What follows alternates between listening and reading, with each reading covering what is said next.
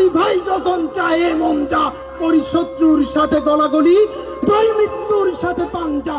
আমি তাই করি ভাই যখন চাহে এ মন যা, করি শত্রুর সাথে গলাগলি, ধরি মৃত্যুর সাথে পাঞ্জা। জাতীয় কবি কবি নজরুল ইসলামের বিদ্রোহী কবিতার এই বাক্যগুলো যেন কেবল আবৃত্তিই করতেন না, তিনি নিজেই হয়ে উঠেছিলেন সেই বিদ্রোহেরই প্রতিচ্ছবি। বজ্রকণ্ঠে হুঙ্কার দেওয়া হাদির জন্য কাঁদছে পুরো দেশ। বাংলাদেশের ইতিহাসে কোনো ছাত্রনেতার জন্য এভাবে মানুষ শোক জানিয়েছে কিনা এমন তথ্য পাওয়া যায়নি।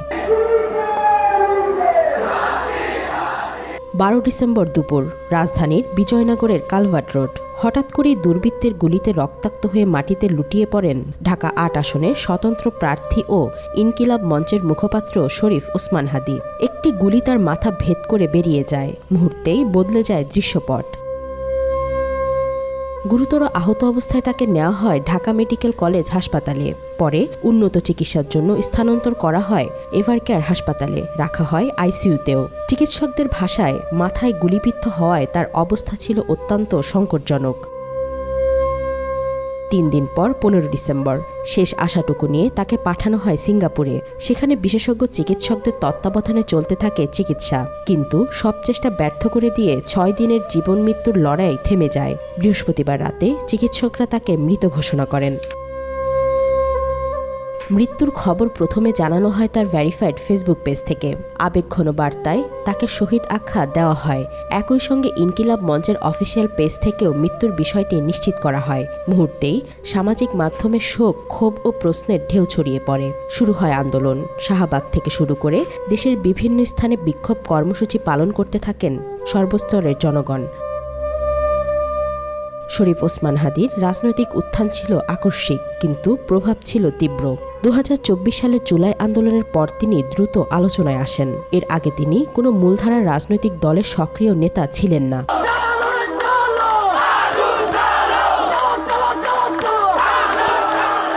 ঢাকা বিশ্ববিদ্যালয়ের রাষ্ট্রবিজ্ঞান বিভাগ থেকে পড়াশোনা শেষ করে তিনি রাজধানীর একটি বেসরকারি বিশ্ববিদ্যালয়ের শিক্ষকতা করতেন। পাশাপাশি ইংরেজি শিক্ষার কোচিংয়েও নিয়মিত ক্লাস নিতেন। বরিশালের ঝালকাঠি জেলার নলছিটি উপজেলার একটি কামিল মাদ্রাসায় তার শিক্ষা জীবনের শুরু। সেখান থেকে আলিম পাশ করে ঢাকায় আসেন। জুলাই অভ্যুত্থান পরবর্তী সময় তিনি গড়ে তোলেন রাজনৈতিক সাংস্কৃতিক প্ল্যাটফর্ম ইনকিলাব মঞ্চ। আধিপত্যবাদের বিরোধিতা, সার্বভৌমত্ব রক্ষা ও ইনসাফ ভিত্তিক রাষ্ট্র ব্যবস্থার দাবিকে সামনে রেখে শুরু হয় তার সবর রাজনীতি। বলতেন, শহীদি মৃত্যু চান তিনি, মাথায় গুলি করা কিংবা মৃত্যু ছাড়া তাকে দমিয়ে রাখা সম্ভব নয়।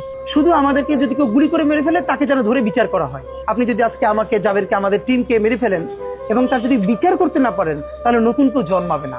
শুধু এই জন্য তার বিচার করে ফেলতে হবে, আর কিছু স্পেশাল সিকিউরিটি লাগবে। আওয়ামী লীগ নিষিদ্ধের দাবি, আন্তর্জাতিক অপরাধ ট্রাইব্যুনালের রায়, রাষ্ট্রপতির পদত্যাগ, একাধিক ইস্যুতে তার আগ্রাসী বক্তব্য তাকে যেমন জনপ্রিয় করে তোলে, ধানমন্ডি 32 নম্বরে শেখ মুজিবুর রহমানের বাড়িতে ভাঙচুরের ঘটনায় তার উপস্থিতি এবং গোপালগঞ্জে জাতীয় নাগরিক পার্টির নেতাদের উপর হামলার পর দেওয়া প্রতিক্রিয়া তাকে আরও আলোচনার কেন্দ্রে নিয়ে আসে।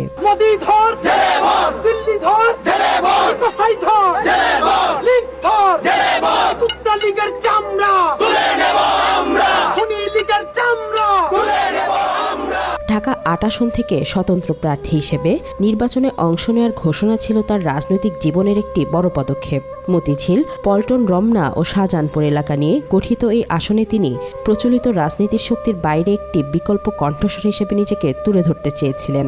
প্রচারণার সময় বিএনপি, জামাত ও অন্যান্য রাজনৈতিক শক্তির সম্ভাব্য প্রার্থীদের নিয়ে তার মন্তব্য ছিল বিতর্কিত।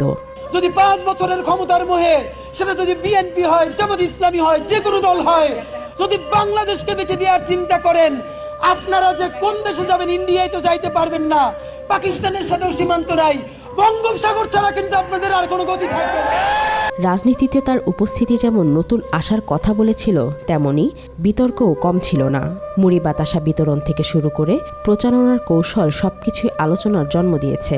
সমালোচকদের মতে তার ভাষা ছিল অশালীন ও দায়িত্বহীন। সমর্থকদের চোখে তিনি ছিলেন নির্ভীক, আপসহীন এবং প্রতিষ্ঠিত রাজনীতির বিরুদ্ধে দাঁড়ানো এক বিকল্প কণ্ঠস্বর। আর্মি যদি কোনো কু করার চেষ্টা করে, জনগণ গিয়ে ক্যান্টনমেন্টের ইট খুঁজে নিয়ে আসবে। একটা ইট ক্যান্টনমেন্টে আস্থা থাকবে না, আপনি লেগে রাখেন। ফেসবুক ছিল হাদির সবচেয়ে শক্তিশালী অস্ত্র। লাইভ, পোস্ট ও ভিডিওতে নিয়মিত নিজের অবস্থান তুলে ধরতেন তিনি। নির্বাচনী প্রচারণার প্রতিটি মুহূর্ত, লিফলেট বিতরণ, ভোররাতে মসজিদের সামনে উপস্থিতি, সাধারণ মানুষের সঙ্গে কথাবার্তা সবই ছড়িয়ে পড়ত সামাজিক মাধ্যমে। এসব কন্টেন্ট যেমন সমর্থন তৈরি করেছে, তেমনি ব্যঙ্গ বিদ্রুপও কম হয়নি। ভাই ময়লা পানি যারা মারছেন আরো মারতে পারেন, সমস্যা নাই, মারেন। 3 বার মারছে এখানে ময়লা পানি। তার এই উত্থানের সঙ্গে সঙ্গে বাড়তে থাকে হুমকির অভিযোগও। তিনি নিজেই বিভিন্ন সময় দাবি করেছিলেন দেশি বিদেশি নম্বর থেকে তাকে হত্যার হুমকি দেওয়া হচ্ছে। সামাজিক মাধ্যমে দেওয়া একাধিক পোস্টে তিনি পরিবারের সদস্যদের ক্ষতির আশঙ্কার কথাও উল্লেখ করেন। নির্বাচনের তফসিল ঘোষণার পর তার উপরে হামলায় সেই অভিযোগগুলো নতুন করে আলোচনায় নিয়ে আসে। আমার পেজের যে কোনো সুস্থ মানুষের জন্য 2-3 মিনিটের বেশি দেখা কঠিন। এখন যেটা হয়েছে, ইভেন আমি আমার পরিবারকেও কাউকে দেখাই না যে। তো এরপরে ফোন আমি জিডিও করেছি শাহবাগ থানায়, অন্তত একদিনে 10টার বেশি নাম্বার থেকে সরাসরি হত্যার হুমকি দেওয়া হয়েছে, ভিন্ন ভিন্ন 10টা নাম্বার থেকে। সেই 10টা নাম্বার সহ শাহবাগ থানায় জিডি করেছি। এরপর থেকে আর এর কোনো ইমপ্রুভমেন্ট পাই নাই। শরীফ ওসমান হাদির মৃত্যু কেবল একজন ব্যক্তিরই জীবন আবাসন নয়, এটি বাংলাদেশের রাজনীতিতে নিরাপত্তাহীনতা, রাজনৈতিক সহিংসতা এবং মত প্রকাশের ঝুঁকির বাস্তবতাকে আবারও সামনে এনে দাঁড় করিয়েছে। বিদ্রোহের কণ্ঠ আজ লাল সবুজ পতাকায় মোড়ানো কফিনে নিথর, কিন্তু তার রেখে যাওয়া প্রশ্নগুলো রাজনীতি আর কত সহিংস্র হবে? ভিন্ন কণ্ঠের পরিণতি কি এমনই হবে? এই প্রশ্নগুলোর উত্তর এখন সময়ের অপেক্ষা। ওয়াহিদা পারভিন, আজকাল।